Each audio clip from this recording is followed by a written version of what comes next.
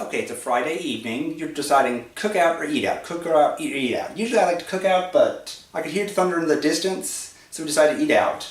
And when you see something like this in the sky, this will be the few times in your life you decided it's better to eat out instead of cook out. Now, it's a Friday evening, so like most people, I decided to look at the, when I got home, I decided to look at the satellite imagery. So again, I saw there's a couple interesting things. If you look right about here, you see like a real dark spot, then it kind of vanishes. It almost looks like there's like a donut pattern. I thought, that's interesting. I have to figure out what's going on there. It took me a while to figure it out, but in the meantime, let's look at some of the visible satellite imagery and the see what else could be going on, and some of the radar imagery. Okay, there's a couple interesting things going on here. Okay, you notice these bands of clouds. These are outflow boundaries. That's cool air rushing from the from previous storms. As they come and smack into each other, they trigger off a lot more storms along here. And what we were looking at was right about here. If I slow this down maybe a little bit, I can show you a couple other interesting features going on.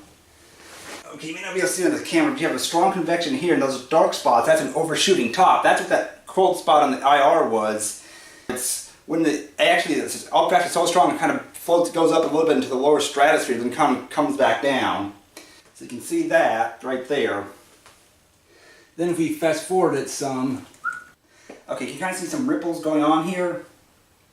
And that one confused me for a little bit, trying to figure out what was going on there, but I looked into some research. I'll mention that later, but those are gravity waves. Think of those as ripples in the atmosphere, but don't tell your atmospheric science teachers, don't give them that description.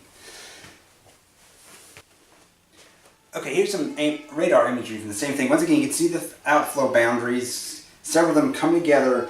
When they smack into each other, you get a lot of convection. It would have been great to see this played out, but pay attention right there. See that little blob of convection right over that spot right there? I'm going to zoom into that.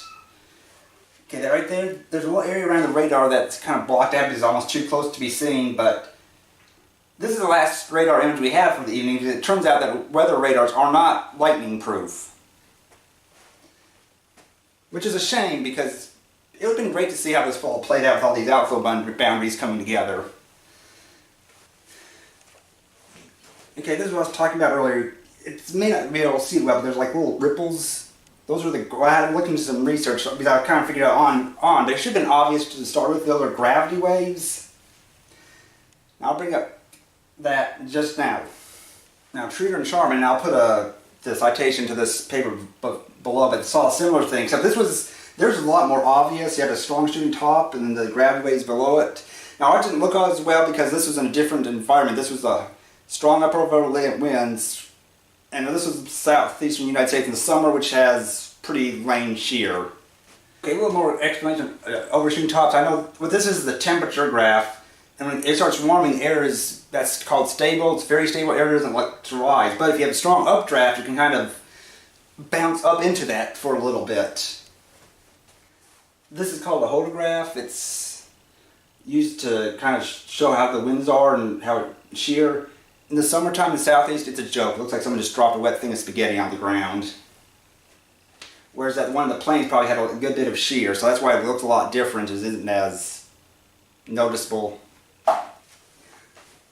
Oh, on a side note, this other storm here, this is Madison County, in the southern part of it, actually produced an EF1 tornado. So, you can get some pretty good storms without shear. So that's it for today. Just keep your eye to the sky.